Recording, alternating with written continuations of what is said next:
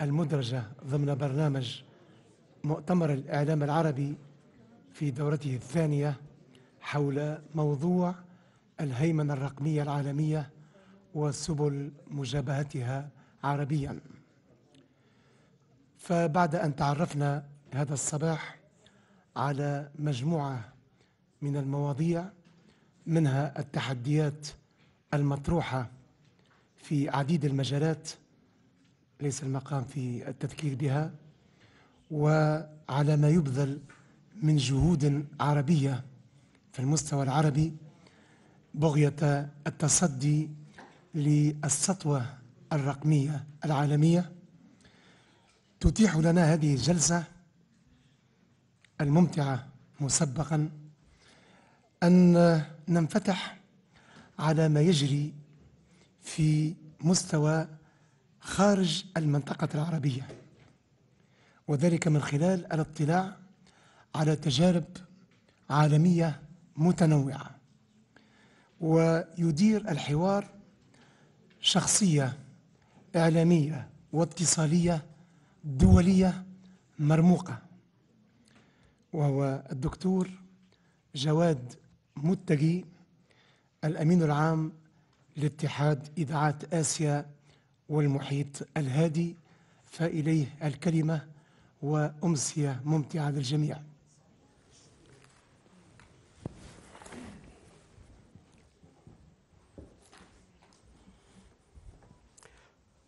Thank you very much, ladies and gentlemen. Good afternoon.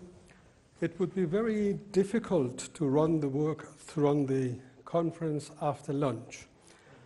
And I hope that you are in a good shape and will not go to sleep during the conversation. For the debate part, probably I will walk and talk to you and try to talk to the people who are sleeping. So be careful. If you go to sleep, I will put questions to you. We had practically 3 interesting sessions this morning. The ASBU president, Abu Fahad, said a few important points. He said that media, the geographical map has been changed and replaced by media map. It is media who decides and suggests and create the public awareness on that. So media map instead of geographical map. He also said that military hegemony has been replaced by media hegemony. Important points. Added that citizens have become consumers instead of producers. He also said that we can't do anything by our own itself. Then the next session talked about challenges, and mainly protection of personal data was focused in that session, you remember. And whether this personal data could be really or practically protected, it was a question raised by Riyadh Najm, and it still is a valid question, whether it is possible to protect personal data locally, whereas it is on internet. The important point of cyber ethics, cyber philosophy, values also was referred in that session. Then Abdurrahim Suleiman talked about the fact that we, the Arab countries, cannot respond to this hegemony as individual partners, individual players. And they should get together in a collective approach. He also mentioned that the advantage of Arab world is that they all speak in the same language. I agree with him. I may also add that you have less diversity compared to our region, Asia Pacific, hugely diverse region. And then this also brings to the point that we are broadcasters. And we have a mandate as public service media or even commercial media to serve the public in such a competitive situation, competitive environment, and with the competition that we have. So that's why the session brings you perspective from different part of the world.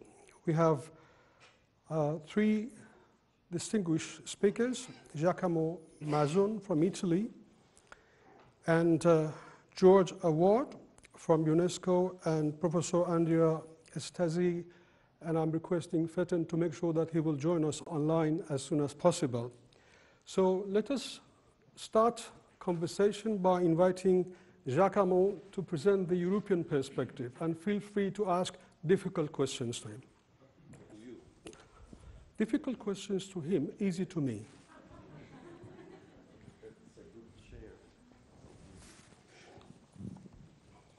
Okay. So the presentation, just to create a divisive environment, is you have the this. I need this. Okay. As you see, I choose as title this title that, for me, describes the situation quite perfectly, in the sense that we started from a sort of far west internet, and now we are moving into territories of regulation that were inconceivable some years ago.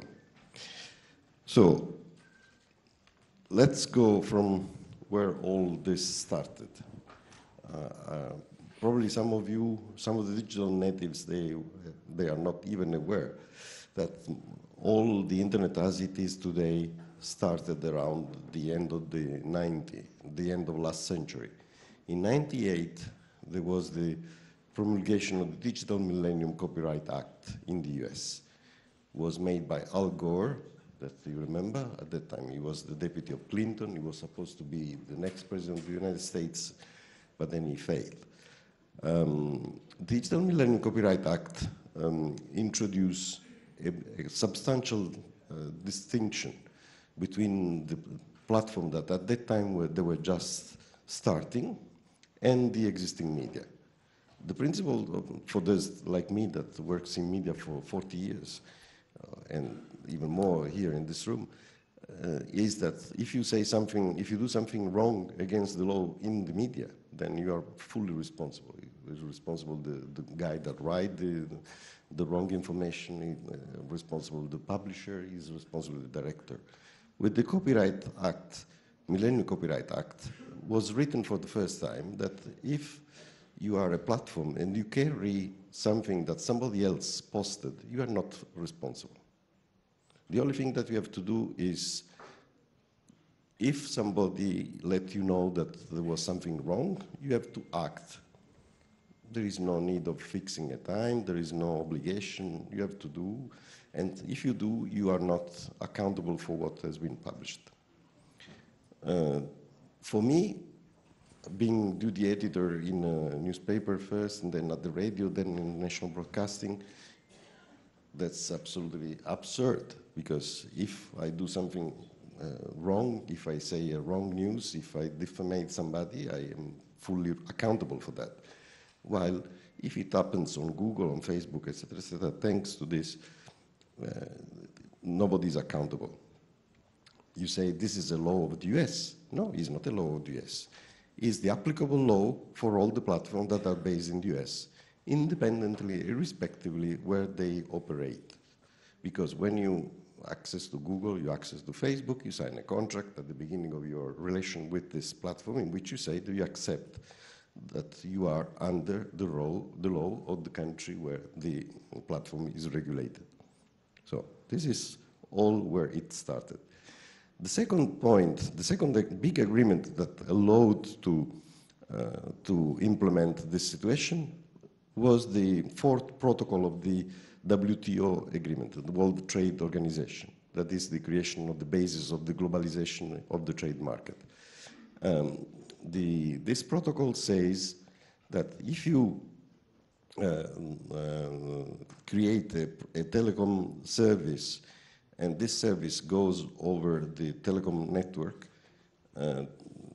all the countries that undersign the WTO agreement accept not to have a supplementary taxation for the new services that are carried on telecom networks. This is the second pillar on which the platform today operates. If they provide a new service, and all that Facebook does, Netflix does, etc., is considered new services, and as such cannot, under the WTO agreement, if your country has signed this agreement, and 99% of the countries in the world have done, you cannot ask them, you cannot put obstacle to their activity, okay? Then when we will come to taxation, keep in mind this because this is an important point. Europe was one of the first region of the world to implement this new steps in creating a globalized internet world. And so in 2000, just 2 years after the Millennium Copyright Act of the US, in the EU they made a directive on e-commerce, regulating the e-commerce, that at that time was inexistent. Remember, Amazon at the time was still selling books. And to complement this, there was an agreement that was signed with the US that was called Safe Harbor Privacy Principle. That means that the country that participate to the Safe Harbor Privacy Principle, they don't question the activity of the companies that are regulated within the other area. So Europe and US signed this.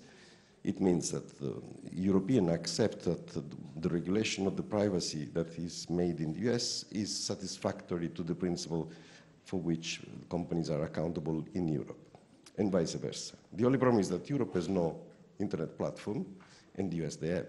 So it means that with that, the European authorities gave permission to American operators to act according to their principle and to their regulation on privacy. And you have heard this morning from the Tunisian Privacy Authority that there is practically no regulation, or at least no cogent regulation for privacy in the US. So there was freedom of action in the European zone for these companies. And this system worked quite well, or at least was unchallenged for some years. Then some breaches in the system start, and they started in Europe again, because Europe realized that the rules of the game that they've accepted with the US were absolutely asymmetric. They were favoring US-based companies against the European companies. What happened? For instance, if you do what Facebook does in Europe with the data of the European citizen, if it's a European company, they will go to jail. But because it's Facebook that is based in the US, they make profit out of it. So based on this, there was Mr. Schremp that was mentioned this morning that went to the European court and said that there was discrimination for European citizens based on that. And he won the case, and the court says that the safe harbor was not good and has to be changed. In 2016, the European Union created another agreement with the US called Privacy Shield that basically didn't change the core question, which legislation applies. And the Court of Justice, again, condemned the European Union, saying that this was unacceptable according to the European human rights principle. Then the European Union started another approach to the problem. They try to say, okay, we have a problem in legislation, so let's try to engage the platform on a self-commitment basis. And they start with child protection. For instance, there was an agreement already in 2012 about a safer internet for children, basically to try to ban child pornography. In 2015, there was another agreement with the platform about terroristic contents that has worked quite well. Then there was another in 2016 about hate speech online, and then in 2018, a code of practice against disinformation. All these codes are voluntary commitment. So the platform, they signed protocols with the European Union in which they said, okay, we will commit to block terrorist content, we are committed to stop child pornography, etc., but we will do on our own basis. And the European Union said, okay, you sign a code of conduct and you commit to a certain number of results on this action. But the experience of these years, 10 years of self-regulation, the experience was deceiving. And in 2022, the European Commission came back to the platform and said, okay, we have seen that you have done a certain number of things, but most of the commitment that you took were not satisfied. So self-regulation didn't work. Now we go to hard regulation. And after they revised the code of practice, they make more cogent the regulation, they fix better the parameters that had to be respected, but they moved to harder regulation. In 2018, and this was mentioned also this morning, the first regulation, tough regulation, was made on privacy data, and the GDPR, General Data Protection Regulation, entered in force. Since then, means that the platform are obliged to respect a certain number of criteria when they collect, store, use, and trade the data about private data of person. In the meantime, was not only European Union move, but the European Council of Europe Convention 108 that was mentioned this morning again by the Privacy Authority of Tunisia, they transformed the Convention 108 on data protection, so not only personal data, but all the data in general. And this convention has been revised to make it digital. The next step that has just entered in force, 16 November 2022, so we are talking of less than 2 months ago, all the commitment that the platform take as self-commitment and then co-regulation commitment through the code of practice now have a practical law where if the commitments are not satisfied, are not respected, then the European Union can pursue this behavior, this wrong behavior, could make fines, could even stop the activity of the platform in the country or in all European countries. This was welcome as a landmark new set of European rules for a safer and more accountable online environment. Last slide. All this regulation doesn't work if there is no enforcement. And the enforcement is there. Based on the 2018 regulation on privacy, GDPR, there are 2 actions and 2 recent decisions. One is a few days ago. Facebook group, Meta, has been fined for more than 600 million euros fines for non-respect and for breach of the Code of Privacy commitment. This trend is not only a European trend, because, for instance, 1 year ago entered in force in Australia the news media bargaining regulation that obliged internet platform to pay an amount to the media, traditional media, written, radio, and TV, for the use of their contents. And the same legislation is now going to be adopted in Canada, as Professor Javad will tell us in the next month with better direct experience. Thank you for your attention. Okay. Thank you very much, Giacomo. I can take one quick question from the floor to Giacomo, if there is. And if there is not, so I would like to ask, in one of your slides you made a reference to regulation. Is Europe alone in this effort of combining Thank you very much. That the other speaker, Andrew, also online. So is Europe alone in this effort of combining self-regulation, co-regulation, hard regulation, etc., and implementation of that? Is this, do you think?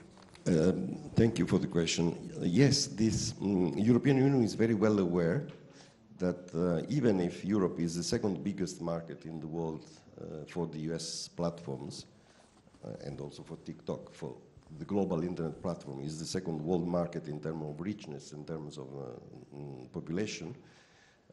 This risk not to be enough, because there are various ways to bypass Europe and to try to not to respect the regulation. So for Europe, it's crucial that the same set of principles will apply in the rest of the world. So European Union is helping all countries or areas of the world that want to promote similar regulation. And for instance, the GDPR regulation has inspired a similar law in India, has inspired a similar law in other parts of the world, and the more countries will adopt that, the more the whole system will enter in force. The second important aspect that probably you are aware of is that even the UN has taken over in this. And as you probably know, Gutierrez, in his agenda for the UN, that is the basis of this second mandate of 4 years that start now, he has made 3 main points for where he thinks that there is a need for common activities for all the countries of the world. One is on pandemic issues, the second is on climate change, but the third is on digitalization. So there is an effort that is going in this direction worldwide. We need to second this movement. Thank you. Thank you very much for sharing the European perspective. Let me take you through the Asian perspective, if I may use this also, and if I may request colleagues to put presentation on a screen.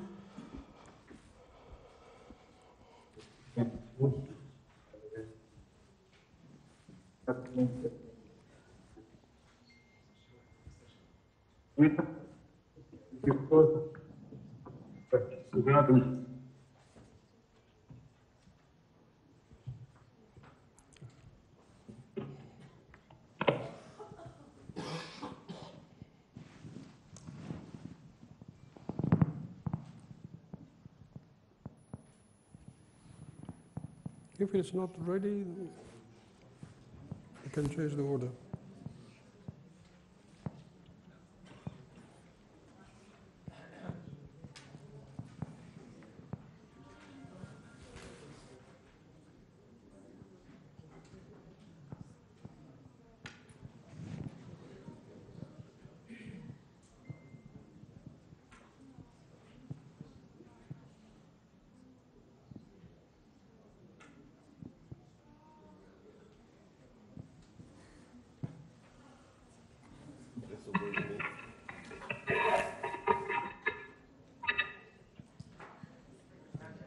Okay.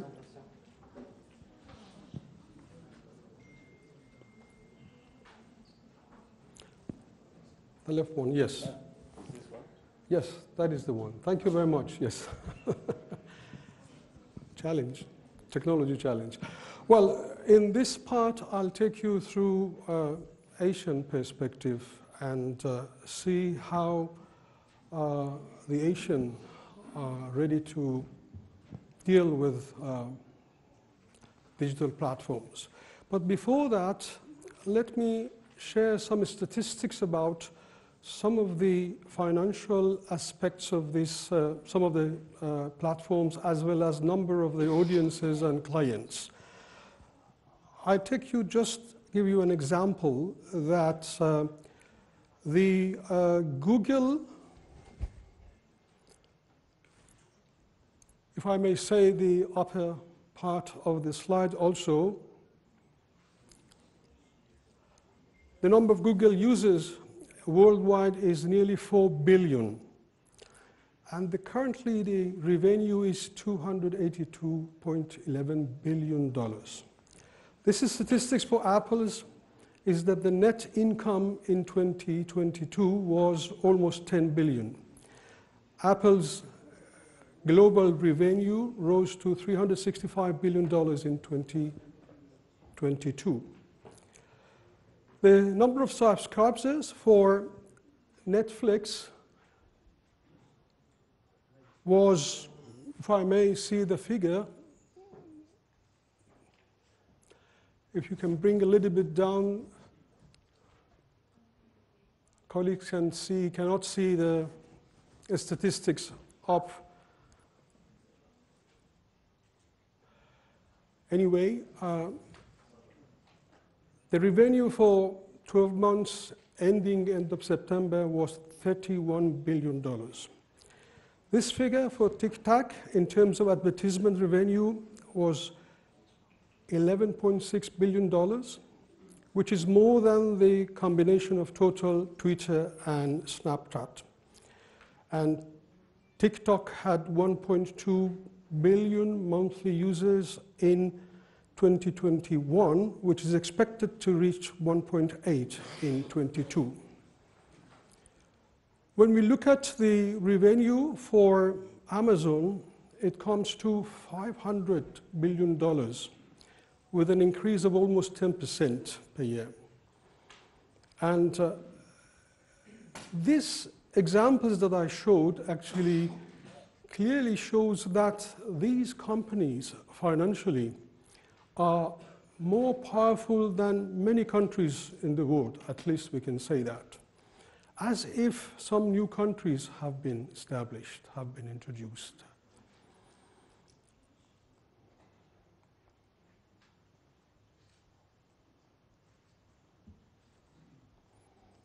Seems that Asians have more challenge in technology.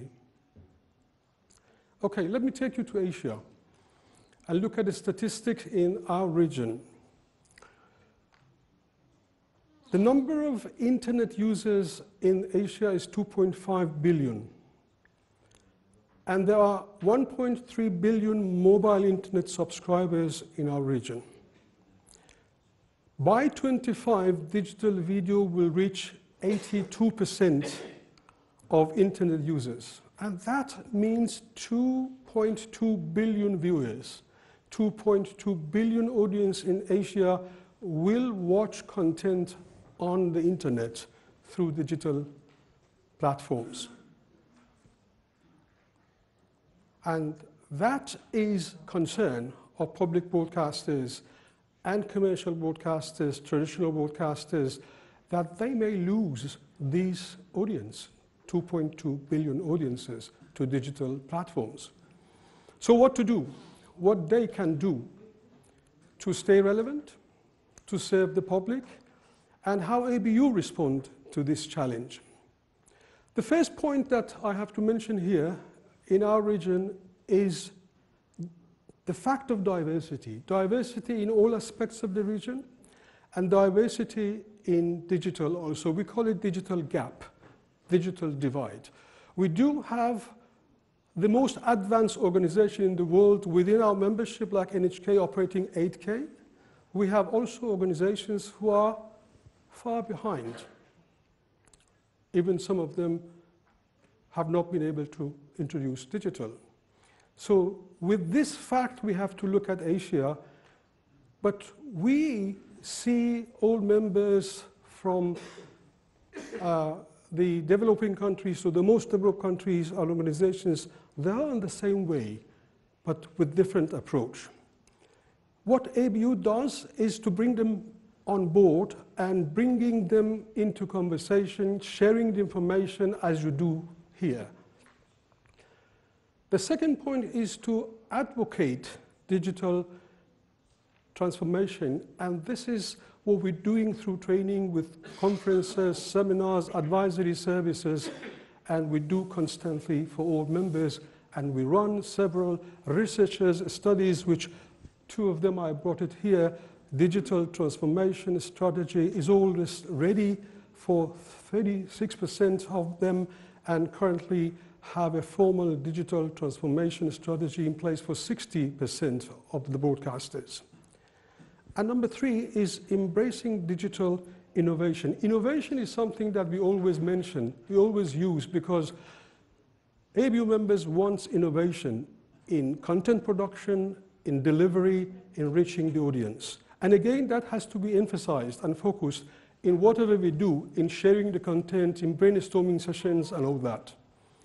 As well as bringing to their attention, helping them to look into OTT, to advertising based on video on demand, to subscription-based video on demand, AI, VR, AR, and all possible digital platforms. So what is the way forward that we believe in Asia? I think 3 points. One is ABU members are looking into the fact that they have to own their own video on demand platforms. I'll give you examples. So they introduced, most of them, their own in-house video demands. Number two, they believe, and as a way forward, to produce quality content based on local culture, the community, the language for the audience. And three, of course, partnership. Let me give you a few examples in-house arrangements. For instance, NHK Japan, they introduced NHK Plus, and they own this video streaming service, enables viewers to watch NHK terrestrial broadcast program on the internet so they can practically reach everybody, everywhere in Japan. ABC Australia did the same by introducing iView, video on demand and catch-up TV service, which provides access to all TV programs that are broadcast through the ABC channels, and they can put live and live stream on iView to reach all audiences. We see the same in Thai Public Service Media, VIPA. They introduced this in-house video on demand platform to offer quality video on demand to Thai public, to Thai, about 100 million people. Singapore introduced MeWatch as an in-house entertainment hub offering free access to on-demand digital content. The same did Indonesia, RRI, official digital applications. They call it RRI Play Go. So these were examples on how some of the members in Asia introduced their own platform.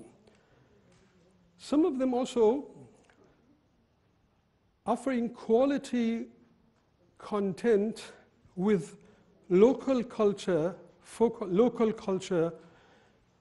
but globally to the audience that they want to see. TRT Turkey is one of them. They have a contract relationship with Netflix and Apple TV just to get their content to reach the public around the globe. This is a commercial broadcaster in Tokyo, TBS, and they entered in a strategy partnership with Netflix, with TV7, a production company owned by TBS Tokyo, to produce multiple original live action and put it to many countries in the world. And C is members fostering partnership within their organizations, within the country, with a third party platforms. I brought an example from Korea, where KBS, MBC, and SBS got together and established this OXO, they call it, and the largest video streaming service in South Korea, which they offer the program to almost 4 million subscribers.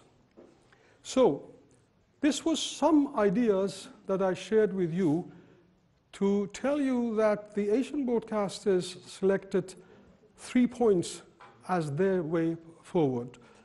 One is to have their own platform, and two is to introduce, to partner with international platforms in order to reach the public. And of course, 3 is to focus on quality, local production, quality production. But there's a huge gap, and there is far from where we have to go in future. So I stop here, and I'm sorry for technical problems, and now I would like to invite George to tell us his story and what UNESCO offers.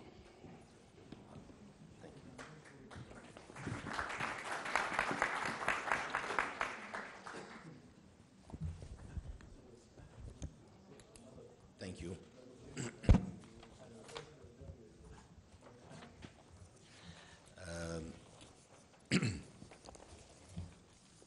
From my end, I will maybe as well go back to the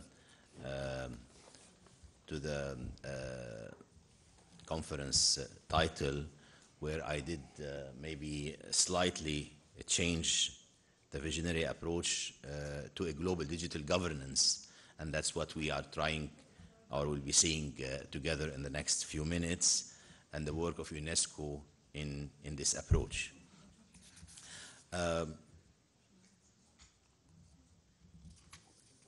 Of course, I will not be talking much about UNESCO as such. However, UNESCO is known, or one of its strength and the convening power of it is being that platform that's bringing together the different actors from civil society to public sector, academia, of course, member state, as well as tech companies. The approach I'm going to be going through that is, of course, when we talk about the digital ecosystem, definitely with that we have a lot of opportunities that comes along with that, but again we are facing a lot of challenges, especially when we talk about freedom of expression online. Hence, guided by the Windhoek +30 declaration on press freedom, our approach for information as a public good goes and looks at different processes in a holistic approach. What we do, we advocate for greater transparency and accountability of digital platform, including, of course, countering mis- and disinformation, as well as hate speech. We empower people with media and information literacy skills, support media viability, and work to build societal resilience to harmful content online, which as well we've been seeing and talking more about that, and it's increasing to be able to and through different partnership that we do and collaboration at the global level. We do support trustworthy and independent media and work with journalists to address the information needs, especially in times of emergencies. We also trained judges to be able again to close that loop on international standard that will be tackling different challenges, in particular when we talk about human rights approaches, and advocate for digital ecosystem based on that, with access, open accessibility, as well as multi-stakeholderism. When we talking about greater transparency and accountability of digital platforms, and here what we have, of course, a lot of work been done in this regard. One of the latest briefs that were produced, it's named Letting the Sunshine In, that's talking about the transparency and accountability in the digital age. In this area, and the aim is to enhance, of course, transparency, in particular in the internet and internet platform companies in particular. This brief comes at a moment of heated debate on the power of internet companies in economic, social, political life, and their role in shaping the communication landscape. The initiative to enhance the transparency on the internet company, of course, this comes within UNESCO's ongoing multi-stakeholder work to promote, protect human rights in the digital ecosystem, and develop recommendation, which as well was seen on ethics of artificial intelligence, which is in a very challenging area, but at the same time a much needed one. Countering disinformation and hate speech is, again, the main or part of the core of the work, especially that will tackle from different aspects with all what's happening and we're seeing on social media, on the internet. This is, of course, it's governed within the framework of the United Nations framework and strategy and action plan on hate speech. In this regard, UNESCO emphasized the importance of human rights-based approach to tackle hate speech, of course, including through safeguarding freedom of expression. The support to country, and in this regard, supporting countries to support regulatories and judicial operation, as well as developing educational responses and policy and legislation that promote, protect, uphold international human rights. Hence, the work as well address online hate speech, which is, again, we've been seeing the increase of that, in taking the acts of equipping learners with digital citizen skills so that people at all age learn to navigate the internet safely and in a more responsible manner. Some facts here or info in regarding to disinformation and hate speech and what's been done in this regard. In a few months, 3 months within 2021, over 85,000 videos that were violated YouTube hate speech policies were removed. Content within over 1,600,000 pieces of content on, again, with those violations were removed through the hate speech policy on Twitter. Again, within all these numbers in very few months, July, December, for example, with Twitter 2020, we have a lot of organizations, over 700, has joined the Media Information and Literacy Alliances to really help in building resilience to hate speech. And of course, we have over 80 civil society organizations were trained, and that's part of the whole overall cycle on countering the spread of the harmful content on social media and promote peace as such. Media information literacy is one of the main pillars at UNESCO, where supporting the development of media information literacy for all, to enable people to have the ability to think critically and click wisely, as we say. It targets policymakers, educators, information and media professionals, youth organizations, disabled populations as well. Media information literacy sets competencies and that really allow people to maximize the advantages and minimize harm in the new information and digital communication landscape. These capacities in those areas are indispensable for all citizens, regardless, of course, as we always say, the age and the background.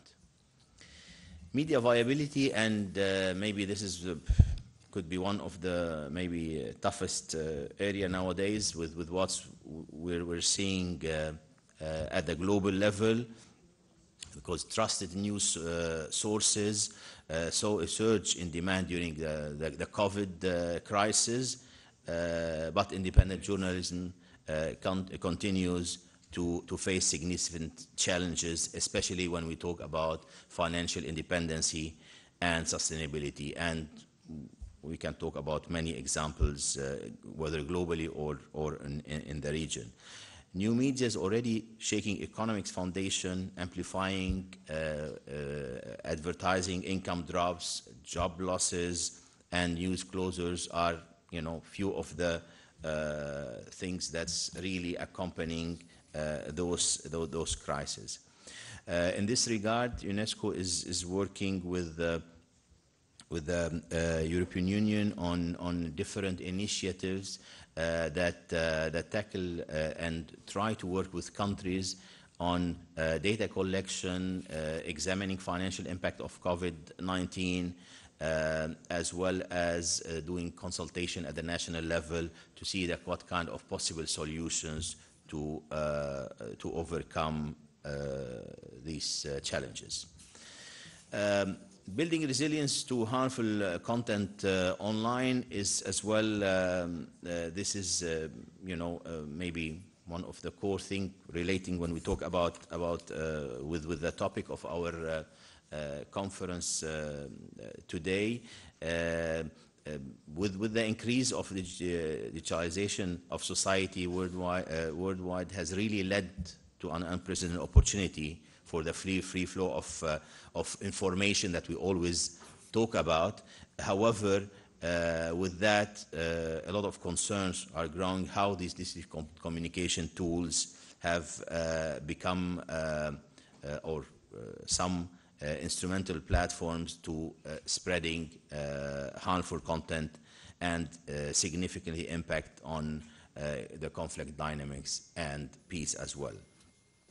So apart from spreading the hate, social media increasingly used to spread disinformation, misinformation, and propaganda against, and it's being designed to mislead the population as such.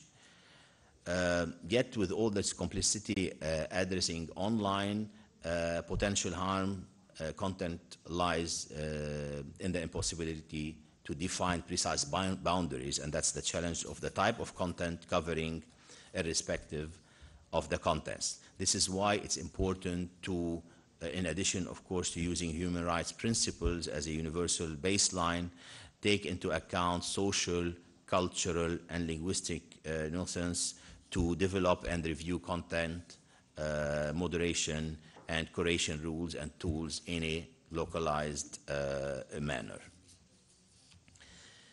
Trustworthy and independent media, here in this context of the rapid digital transformation and the thriving of information chaos, characterized by the decline in the commitment of professional journalism, the thrive of disinformation, and a clear decline in the civil society, trust in media comes along. Here, how it's being tackled, or one way of tackling that is increasing the critical thinking among youth, and thanks, of course, to piloting the media information literacy skills in formal and non-formal education, improving capacity of media outlets to counter misinformation and disinformation, strengthening media accountability and increasing media good governance towards users by supporting self-regulation mechanism, sustainability.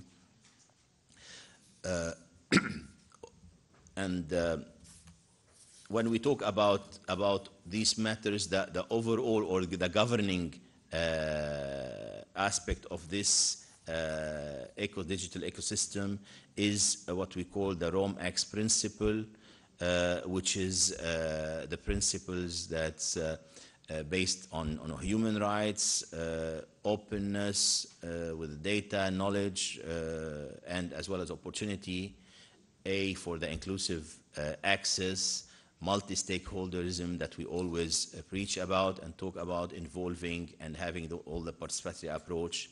And in all this, that's across, we talk about cross-cutting issues, like when we talk about artificial intelligence and gender equality, or other application in this regard. Talking about maybe the overall ecosystem, and we've heard a lot about the regulation.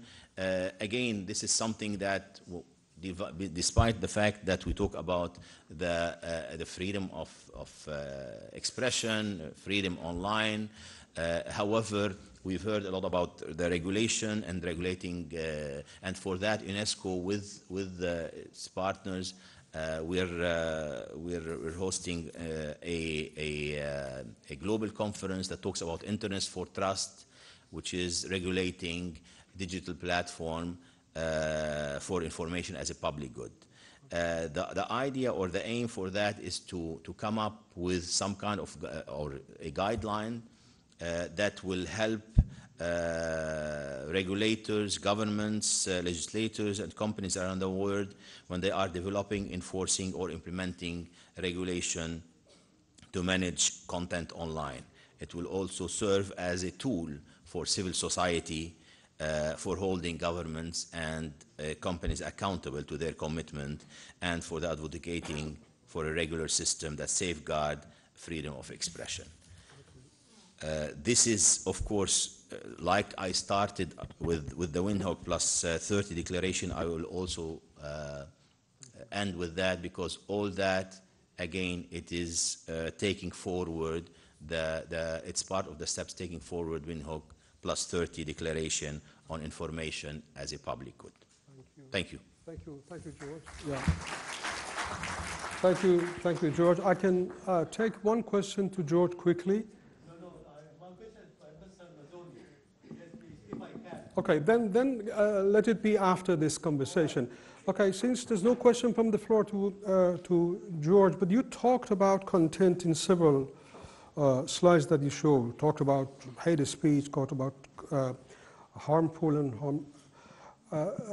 and regulation also you touched. But what do you think, and what practically UNESCO can do or has done in regulating content on internet? Very briefly. Yes, thank you. Well, it's been, as I mentioned in the education aspect with the formal and non-formal, I think here again, UNESCO is started and is doing on two aspects. The aspect of the formal and what we're having next month in terms of the Interest for Trust conference that will be working on guidelines that's somehow without putting all this maybe obstacles or restriction, but rather than regulating the content in a sense that so we can come up with guidelines. We can studies, researchers that help broadcasters and regulators to look into that point. This is what practically in that sense. Of course, in the non-formal, a lot of work has been done with youth, going on with youth in terms of on the content, whether on the production or in terms of course, absorbing the messages themselves. I know that there are other questions, but I would like to, with your permission, to give the floor to last speaker, Andrew Stasi, who will speak for less than 10 minutes. Then we open the floor for questions to all colleagues. Andrew, you have the floor. Andrea, you have the floor. Thanks a lot. Thanks a lot. Thank you, our chairman, and thank you to the organizer for inviting me. It's a great pleasure. Unfortunately, I wasn't able to be with you in person because of previous commitments, but I'm very happy to be able to join you, at least virtually. Very quickly, I thought about the title and the issues of this Congress that's quite inspirational, and in particular I focus my attention on digital supremacy in the sense that I think can be positive and should be read as positive, and what are possible key drivers for digital, for fostering the digital development and digital supremacy in our societies and economy as a tool for growth, both of the society and the economy itself. In these few minutes, I'll share some thoughts about these key questions then. First, is digital supremacy about data that are, quite often mentioned in the public debate? I don't think so.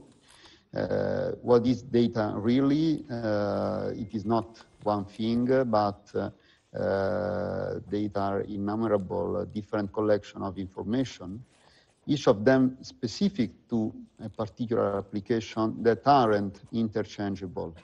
The mere collection of huge volumes on data doesn't result per se in a better understanding of the world.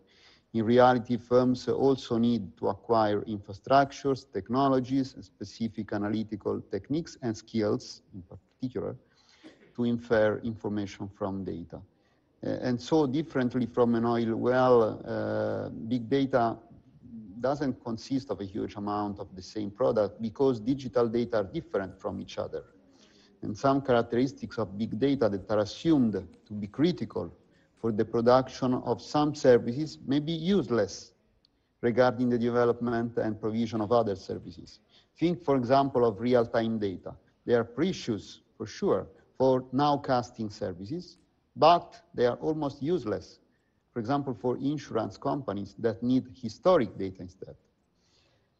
The information that the firm infers from its big data often does not coincide with the information that another firm يمكن بعض البيانات لا تتطابق مع بيانات أخرى تنتجها شركة أخرى لنتحدث لماذا متعارفة فإن نفس المعلومة يمكن أن نخرج من بيانات مختلفة لذا فالمنتج الأخير يعتمد على دمج مختلف هذه البيانات والتحاليل التكنولوجية من أجل استخراج هذه المعلومات ولهذا بالرغم من وجود سوق كاملة تشتغل عن البيانات الكبرى وعن التحولات الرقمية حيث تقوم الشركات الكبرى بإنتاج هذه البيانات الرقمية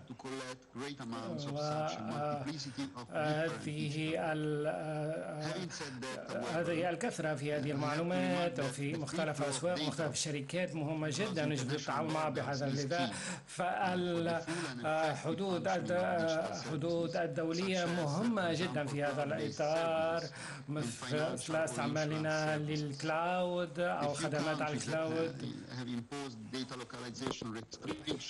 إذا لم نقوم بوضع بعض الحدود على استعمال هذه البيانات فإن الأمور ستخرج عن السيطرة.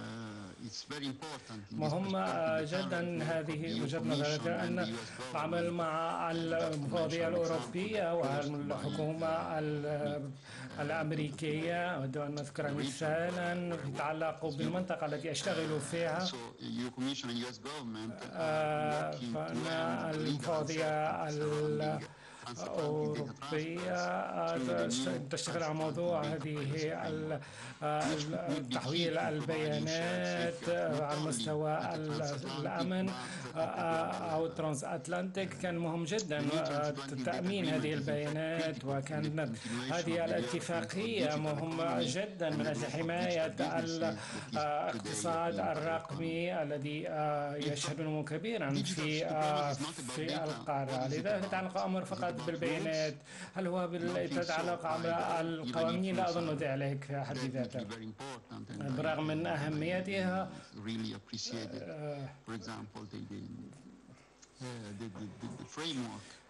فالإطار الذي قدمه ممثل اليونسكو مهم جدا بالنسبة لهذه المؤسسة بالتعاون مع الخبراء والشركات الخاصة التي توفر هذا الإطار من المبادئ والقوانين. لا أستعمل مجازا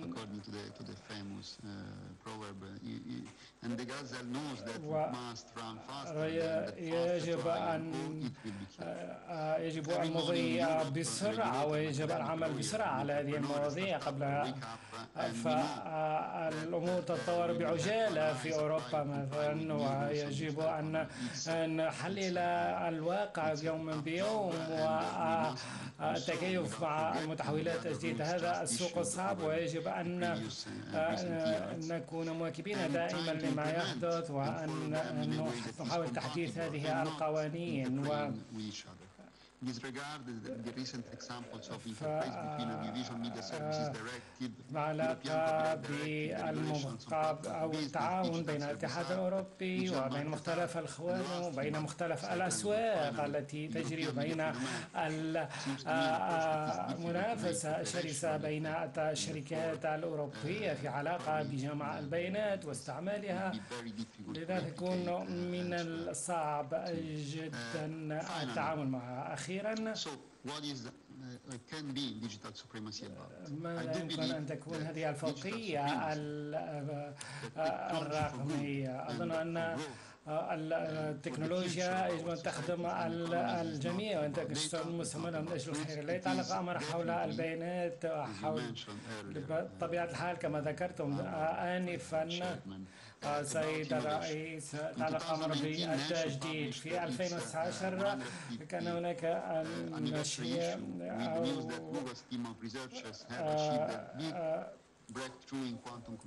كان هناك بعض البيانات ولم يكن هذا الموضوع مطروح. لذا فهذه الفوقية مهمة جدا، بما يعني أننا قمنا بخرق بعض القوانين العالمية من أجل تحقيق أهداف سواء شخصية أو ذاتية. لذا فالعلم والتكنولوجيا مهمة جدا في هذا الوقت، ولكن هناك طريق كبرى للقيام به من أجل وضع هذه القوانين قيد التنفيذ.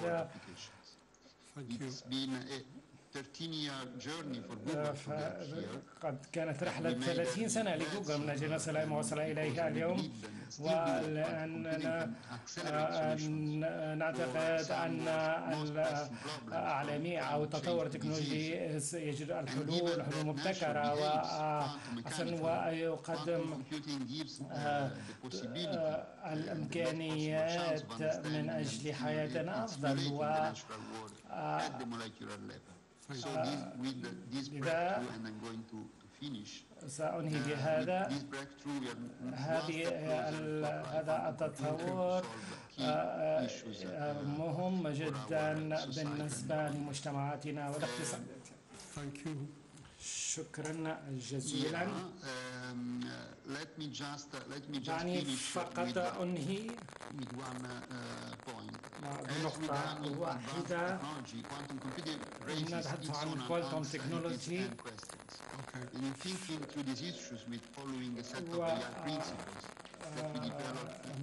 وباحترام هذه المبادئ وهذه القوانين التي وضعت سواء في قارتنا أو في قارات أخرى، فإن التكنولوجيا يجب التعامل معها بكل عناية من أجل صالح الجميع. شكرا جزيلا أندريا. لدينا حوالي نصف ساعة للتعامل مع أصدقائي مع زملائنا، لأن هذه الجلسة بعد الغداء يجب أن تمشى وأتأكد أن الجميع يشارك. سأفتح المجال، أظن أنك أنت كنت الأول، ولكن رجاء بعجالة. شكرا جزيلا. سأطرح عليكم باللغة الإنجليزية لأن المستمعون، لأن السؤال بالنسبة مطروح لكم السيد فيما يتعلق بالمنصات التي تغير العالم. تحدثتم with this news. Is it a sort of looking for identity or نبحث عن هوية جديدة أو نقوم بتقديم للثقافة أو تصدير ثقافة العالم؟ لما تحدثت عن الوصول إلى المستمعين المحليين، عندما تتعامل معهم يجب أن تحدثوا لغتهم، ويجب أن يكون المحتوى ذا أهمية بالنسبة للمجموعة. يجب أن تتعامل مع مسائل في علاقة مع مجتمعهم. وفقط بالتعامل المحلي مع المجتمعات المحلية، لكن في كل الحالات أن الإنترنت تسمح للجميع الحديث مع بعض. سأجيب عن سؤال آخر. هناك زملاء آخرين بإمكانهم طرح أسئلة. أود التوجه إلى أفريقيا، وغريغورا معنا هنا، وهو المدير العام للاتحاد الأفريقي للتلفزيون، لإذاعات التلفزيون، فنسمع هذه وجهة النظر الأفريقية بعجالة، ولكن لديك بطبيعة الحال دقيقتين. شكرا جزيلا. سأحاول أن أقول بعض الكلمات. أولا سمعت كل ما أوردته، لكن أود أن أقول أن في أفريقيا فإن الوضع مختلف قليلا، لأننا لدينا هذا الطموح بأن أفريقيا هي دولة لا قانون. عندنا كان مثلا أن دولة لا قانون بإمكان الجميع القيام بكل ما يريد. أولا فلنقل ضعف التشريعات في أفريقيا. هذا موضوع صعب وصعب جدا التعامل معه. في أفريقيا الأشخاص معرضون لأن يتم التلاعب بهم، ويمكن أن يقولون ما يريدون، ولكن عندما يكون هناك قوانين، لأنه يجب أن نضع بعض الوضع بين أفريقيا المصغرى وبقية أفريقيا. لذا في منطقتنا إذا كان هناك قوانين، لذا سأقوم بجوزها بكل سهولة، ولن يطرح أي أحد سؤال لماذا أقوم بذلك. الرقمنة يمكن أن تكون في علاقة بالاقتصاد، بالأزمة الاقتصادية. التلفزيون مثلا يقوم بإنتاج العديد من المشاكل، ويقومون ببث أشياء لا علاقة لها بالقارة، وهو في نظرة مختلفة تماما لما نعيشه. وكما قلتم، كان هناك عديد من هذه الشركات لديها من القوة للتغيير. فتتوقع ما هي الوضعية في أفريقيا؟ لا، فيمكن أن نتحدث بكل وضوح عن الفساد. هذا اقتراح وهي وضعية غير مقبولة. الآن على مستوى اتحادنا ما نحاول القيام به هو أن ندرب زملائنا أو أعضائنا على الإنتاج. ولدينا هذا الشعار الآن: نحن كأفارقة يجب أن نسرد حكايتنا بأنفسنا، لا يجب أن نكون هناك ونعتمد على أشخاص آخرين. يجب أن نستعمل الموارد المتاحة لنا من أجل أن نروي حكايتنا. ووجدنا أن هناك العديد من الأشخاص ليسوا سعداء بذلك، لكننا نحاول القيام بهذه الخطوة الإنتاجية. دقيقتين لم يكن هناك، ليس كافيا.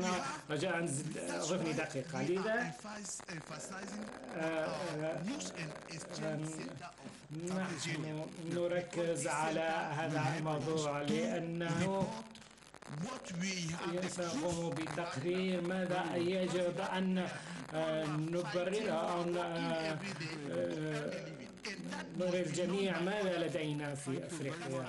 لدينا الكثير في أفريقيا، ولكن لا يدرك الناس ما لدينا حقيقة. شكرا جزيلا. أنت لست البلد الوحيد بدون التعليمات، وخاصة في المنطقة. الكثير من البلدان التي ليست لها هذه القوانين، ولكن يجب أن نسرد هذه القصص، وخاصة على القارة الأفريقية. السؤال الموالي. دكتور رياض. الو نعم. انا لدي ملاحظه وسؤال. الملاحظه هي عن عدم مشاركه هذه المنصات الدوليه في مؤتمرنا هذا. انا صراحه اعتقد ان هذا شيء يؤسف له، ان هذه المنصات لم تشارك. انا تقدمت بهذا السؤال للسيد المهندس عبد الرحيم سليمان وسالته، فقال لي أنهم وافقوا في البداية ثم اعتذروا في آخر لحظة. صراحة حتى المتحدث السيد ستازي من جوجل لم يقل لنا الكثير عما تفعله جوجل. يعني كان يعني الحديث والكلمة يعني متواضعة، لا ما استفدنا كثيرا منها بكل صراحة. فلماذا هذه المنصات لا تشارك بفعالية في مؤتمر كهذا؟ على الأقل لا تدافع عن أنفسها، ولكن أيضا يعني تعطينا الحلول التي تضعها. هذه ملاحظتي أو مشاهدتي. أما سؤالي فهو للسيد جاكومو بخصوص الأنظمة الأوروبية وتطبيقها من قبل هذه المنصات. كيف يستطيع الاتحاد الأوروبي أن يتأكد أنها طبقت هذه المعايير على الأقل مثلا في موضوع حماية البيانات الشخصية؟ ليس هناك طرف ثالث يؤكد لنا تطبيقها لهذه القوانين والأنظمة. فهل نقبل ما تقول به هذه المنصات بأنها هي طبقتها أم هناك معيار آخر؟ شكرا. Thank you. Because you addressed your question to Giacomo, apologize you for coming. Yes, please. Yes, okay. My question is for Mr. Mazzoni. I would like to thank him first for your very informative presentation. I like it very much, actually. I have 3 bullets and a question. Personally, I would consider GDPR as a great achievement for the European Union. I do as well value the prompt reactions from some European countries. And now you have lawsuits already concluded and decrees have been issued, waiting to be executed. My question is, what are the Europe's elements with an S of power to enforce this decrees to be executed, knowing that your opponent is United States of America? Okay. And I mean United States of America. Okay. And my respect to you, I would like to remind you the confrontation between President Donald Trump and Huawei back 3 years back, and it was because a technology of the 5th generation. Thank you very much. Thank you. Giacomo, you have 1 minute and 30 seconds, huh? 30 seconds, I cannot match it. I have to challenge Europe anyway. First to Najim, the platform respect, there has been an evolution in the European policy on that. The first code of self-regulation, code of practice against disinformation, for instance, was agreed with the platform, and it includes a certain number of obligations for the platform that they have to be respected. After 4 years, the European Union was unsatisfied, and the regulators authority across Europe were unsatisfied about the accomplishment of this self-regulation. So they made the second version of the code where the weaker point that has been identified during the first years of application has been strengthened. But in the meantime, the European Parliament approved DSA regulation that says that if the commitments of the self-regulation are not fulfilled, the authorities, the regulatory authorities could intervene, and could intervene with the graduation of measures.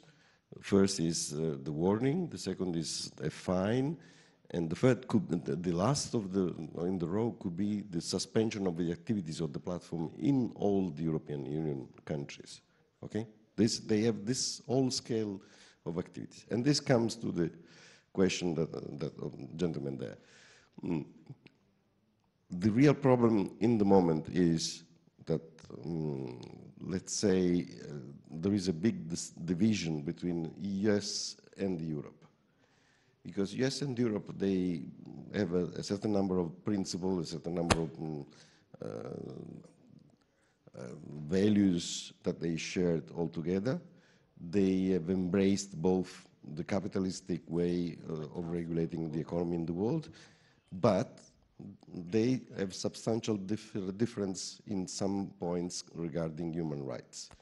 Privacy is one of that. Freedom of expression is the second one, because you know that, for instance, what is in the US is considered as freedom of expression, in Europe is considered as a crime. For instance, if you do apologies of Nazism, apologies of the Shoah, etc., are considered crimes. In the US, are freedom of expression. So until this difference between the two systems will not be regulated, I think that we will have a problem in having a common position.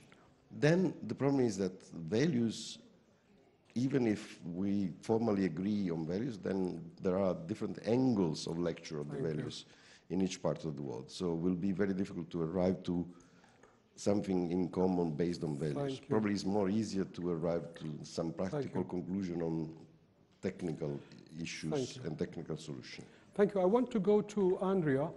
And first, if you have any comment on the questions from the floor.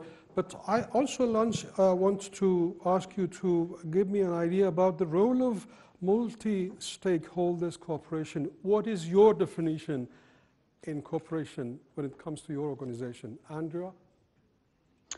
Yes, thank you. Yeah, my comment on the question is that, it's crucial that we look at the great developments we are having in the field. I mentioned quantum computing, but it's just an example.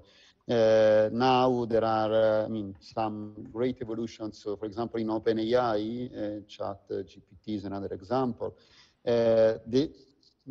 Even more current is the recent announcement of the US government of a milestone on fusion energy, which sparks hopes for other forms of power and energy. But there are many great innovations ongoing. And innovation, as well as the shaping of the better regulation, depends on the contribution of all the different stakeholders, each one in her or his own role. I think that the example that Giacomo mentioned about the code of conduct on disinformation is very, very important in this perspective, because it was fine-tuned, through a dialogue, a very productive dialogue between the European Commission, the best experts in the field, and the private companies signing the code. And we are working with the European Commission, and the results are improving year after year. So I think that this kind of model for such complex issues, because they are global, and the companies are multinationals, as we know, it's super important, even more now that it's more and more clear that, first, the global tech companies are more and more, not only the usual US digital native companies, but the market and the number of companies is strongly increasing. Asia is a great example in that perspective. And